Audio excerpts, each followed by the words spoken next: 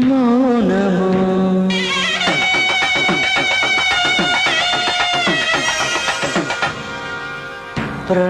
ప్రణయగానము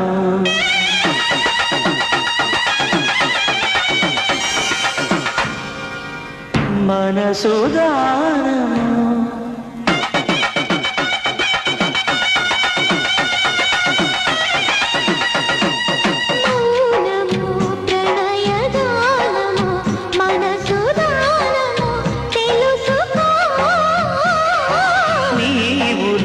కలసి నేనుగా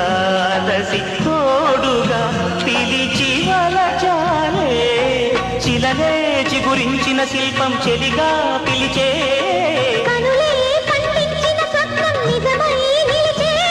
నేడు మన మమతల చరితల మనకు తెలుసుకోవా మౌనము